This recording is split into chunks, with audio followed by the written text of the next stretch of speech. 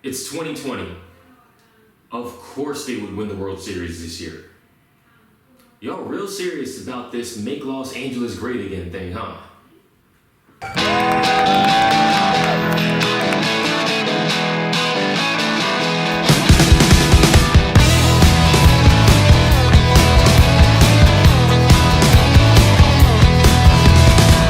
You always get what you want, and you don't even try.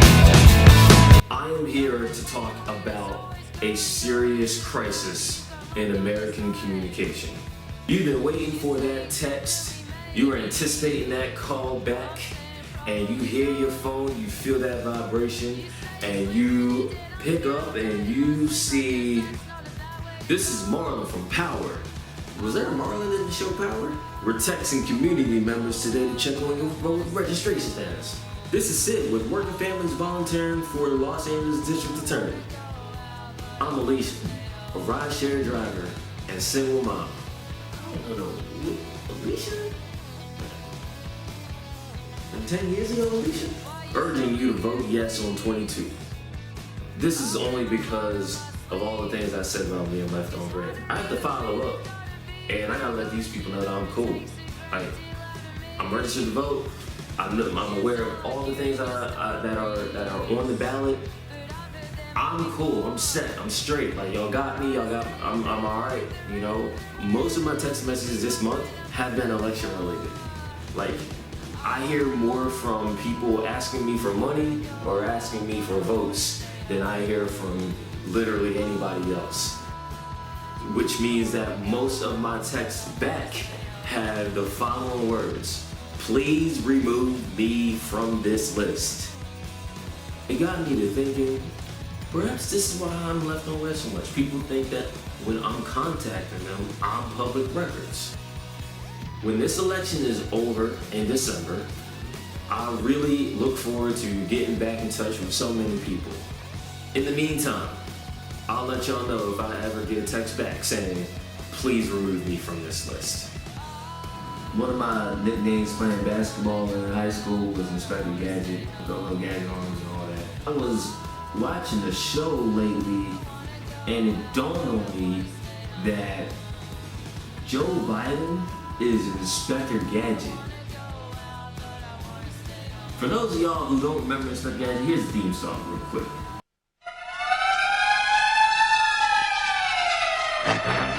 If Biden is Inspector Gadget, and because he's headlining the ticket, and you know, here he is, like he's going up against Dr. Claw, and you know, which honestly is probably giving other dudes too much credit. But Kamala Harris is absolutely Penny. Penny did all the work. She was the one thwarting Dr. Claw's schemes and doing everything in the background for her uncle, like keeping her bumbling uncle out of trouble. Like that was Penny's role, and that's Kamala Harris's role for Biden. Penny should have been had her own show. All right, like she debuted on Inspector Gadget, but Penny should have had her own show all these years later. Maybe that can still happen. Today's guest on Press Conference, from Oakland, California, Shivani Banfal. Thank you for joining Press Conference. I'm glad that you're here. How are you feeling this afternoon? I am happy to be here, and it's pandemic, but we're moving forward. We're doing as best as we can. So You're in the Bay Area right now. I am in the Bay Area. And I know that you're a fan of Halloween, and in normal times, this is not a normal time. And I know that you are really good at alternative planning. Like your birthday was earlier this month, and it was the most expensive pandemic birthday planning I've ever seen. And I just wanted to know if you had similar plans for Halloween, because I mean, it's going to be a different kind of Halloween for people. So Halloween is actually, yeah. So generally, whenever in my career. Like the holidays, starting with like Halloween was like the time that I could like set aside for friends and family. So around like Halloween, Thanksgiving, Christmas, whatnot, I spend a lot of time with my friends from home, my friends from like college, my loved ones. And Halloween is a big thing for us because we like to do group costumes.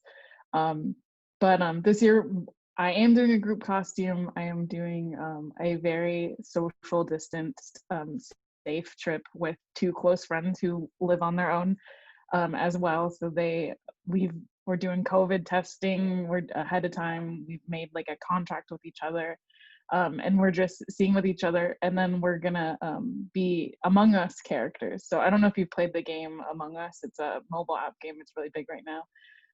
But one of my friends, she came up with the idea for that costume. So we're just gonna do that and just get to hang out with each other because it's been months of us just being on our own. So we finally were just like, let's take this one trip, be really careful about it, and then get ourselves through winter and the rest of the year.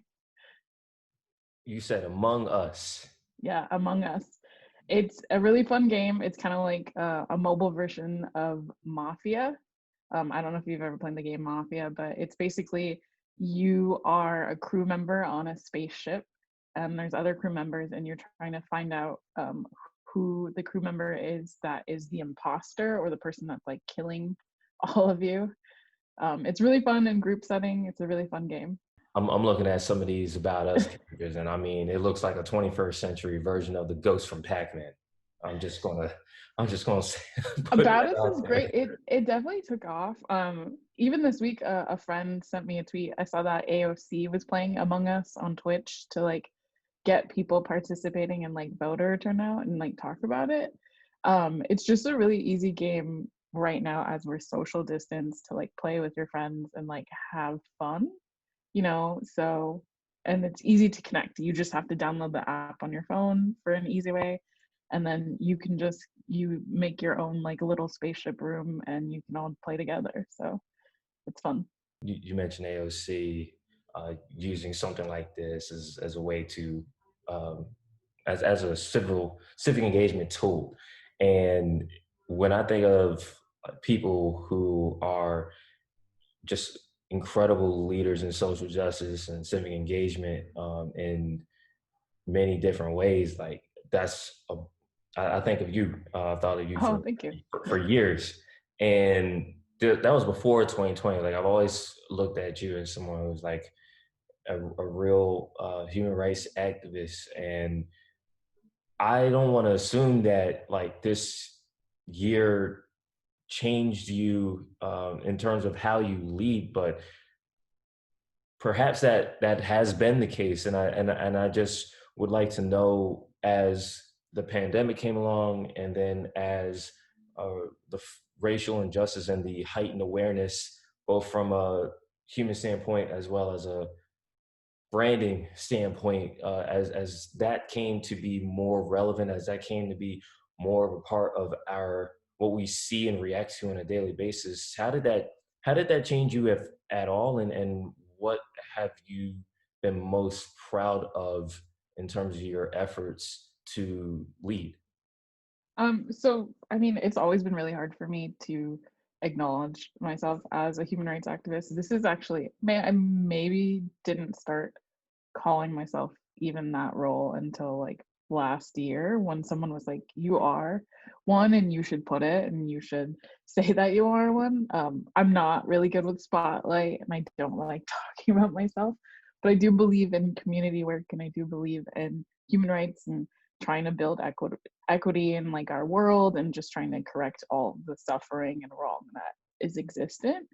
But 2020 was it's been an incredible year on so many levels, and then been such a crazy year on so many levels, right? And so in terms of like how civil unrest kind of unfolded this past year, and how it's just been heightened, and human rights issues have been heightened with the election, with civil unrest, with the pandemic, it's been great to see so many people becoming educated and being able to lead in the sense of like, hey, like I have people daily that are asking me questions about different things and asking for resources, which is great, but it can be very overwhelming at the same time, because it felt like this year I couldn't just be Shivani the person. Sometimes I had to be Shivani the human rights activist and community organizer 24/7, which is like a very overwhelming feeling at times. That overwhelming feeling is something that I I have felt, and I don't think I've done. I don't mean to be comparative here, but I know that there are limits to what I feel like I can do. I feel like a lot of times you have to be the change, and sometimes when you're being the change, you also know, all right, I've been enough. And how, in your case, in your experience, both feeling this, leading this, trying to educate people, how have you stayed up? How have you kept your heart good? How have you kept your mind clear? How do you keep going every day? Well, I don't. And that's, I think, is the trick, is that you do have to acknowledge your own feelings. You do have to acknowledge the moments that you do need rest, and you do need to feel the feelings that you feel for yourself. Like, I've worked on projects like in the past couple of years, like a genocide project, where that took a toll on me every single day. I was looking at and reading and watching testimonials and stuff like that, where your heart breaks literally every second that you're experiencing this, but you know you have to do this to educate more people and to stop this.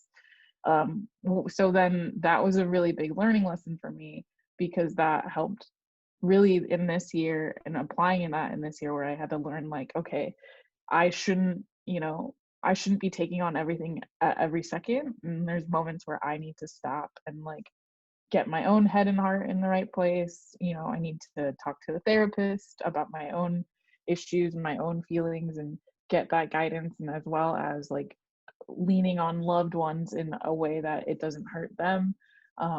But I have the ability to like vent to people, support people, and like them support me. So it's like there's no right way, but the easiest way to say it is that you can't help others if you can't help yourself. And you should never help others at the expense of yourself either. You need to make sure that emotionally and mentally that you're a good place. And that's also why like I try to advocate for mental health as much as possible, but just because like this is hard work, and it's not gonna be solved in 2020. It's gonna be years of this. So like, and there's people that have experienced this every single day of their lives, and that's something to be said. So if you have the privilege to be able to step away, like you should take that, and not be ashamed of it. Considering that this isn't going to be something that is solved anywhere close to overnight. I mean, 2020, 2021, like whoever, like it's going to be a lot of work for a long time. And then there's you and the fact that you have you have an impressive not just network but portfolio and diversity of skill and attributes and different buckets that you kind of gotten yourself into. I've seen sports, I've seen tech, um, a lot more than what I could possibly try and set up. So when you think of yourself and what you've done and what you're doing, what's the what do you foresee as the best version of yourself, like the best combination of all the talents and all the skills that you have? I don't know, because like I am someone that truly believes that if you want something, it is totally possible and within your realm. And it's also like I love teaching myself new skills and learning new skills, and there's always something that I'm really interested in. I will definitely like chase after it. But I think the best version of myself is like, at least the one that I dream about the most is one that can somehow make sure that I get to a point where I can manage being, an art director, and manage being a sports fan, as well as a human rights activist, and just like also just have the ability to have time for myself to explore whatever I want to explore next. And um, some part of me wants to be, dreams to be this person that gets to travel and not have to worry about human rights issues all the time. But at the same time, these are so many things that mean something to me. Building community, making sure the people that I care about, the people that I live around, the neighborhood that I'm in is better off, is something that I think about all the time. So trying to figure out the best version of myself going forward is kind of hard, because I don't know, I just assume, I think the best version of me going forward was just someone that's like mentally prepared and happy and continues to like shine their light, I guess. I I honestly, like, you shine a lot of light right now, and as long as you continue to get reciprocated for the efforts that you put in, I think that people will be delighted to see you keep going. I appreciate that.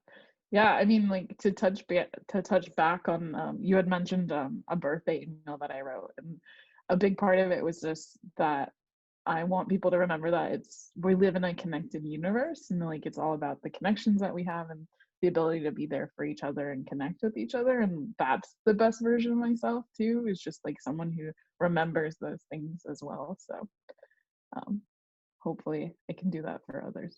Again, I can't thank you enough for giving me a piece of your time, especially in a week like this. So to wrap up, I wanted to give you a chance to give one shout out to someone or something as we end our time. Yeah, so I guess the shout out would be for Want Not Need Fund, which is the fund that my friend and co-founder and colleague Knits and Bloodsteen runs with me. And you can find us on Twitter and Instagram, and I think we have a website too, but we also have we have a Facebook page coming soon. But basically what we do is we take the idea is to take people's wants and turn them into needs. So like, say you wanted to get coffee today, but instead of getting coffee today, you gave us that $5 instead and turned it into a need. So you would donate that $5 to us, and we give it out into community orgs or community organizers that are doing well in their communities and who we partner with. So that's a really big thing. You can, and then like, I guess shout out to myself, if you want to follow me on Twitter right now, just because I'm constantly talking about things in the community, the election right now, different things. So if you need resources, that's the best place to go. Thanks again to Shivani Banfal, and Press Conference will return in November. I wish everyone a happy, safe, responsible, socially distant Halloween. Wear a mask. Of course, some of us have had a mask growing this whole time.